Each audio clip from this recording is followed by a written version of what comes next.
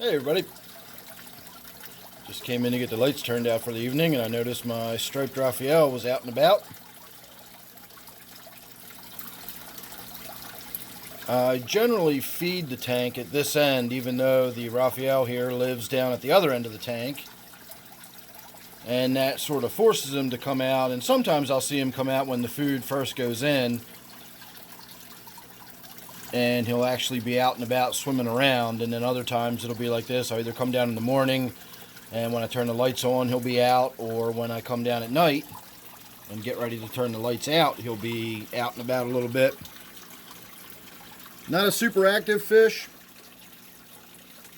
but when he does swim around he either moves around like a big roly-poly sort of cumbersome looking tadpole on the bottom. He almost looks like he's waddling.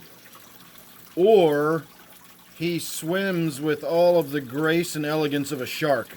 It's really strange to see how something that looks so round and kind of frumpy, and again, when you watch him move around on the bottom, in a lot of cases he doesn't really swim, he just sort of shuffles along, and it even looks like he uses his pectoral fins to kind of, crawl along, like almost looking like he's crawling along on his elbows or something.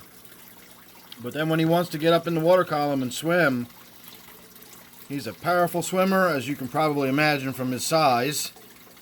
But he is also just graceful and beautiful, gliding through the water. Unfortunately, we seldom get a chance to see that. He's usually doing something like this, and it's usually not even out in the open, so we're getting a little bit of a good look at him. Notice the spikes down on his caudal peduncle.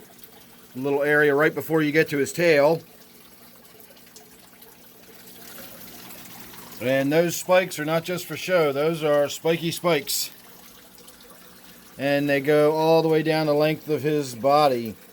And then of course, as most catfish, he's got those spiny fins. They do have a mild venom on them.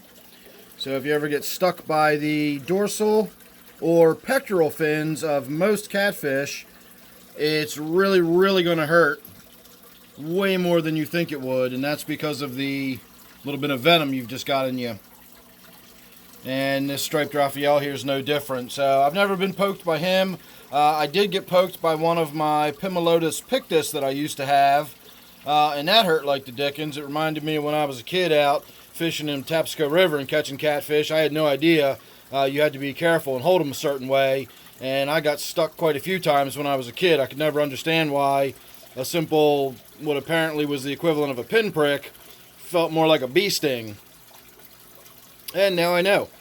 So, they don't just look like they're very stacked full of defenses. They really are stacked full of defenses.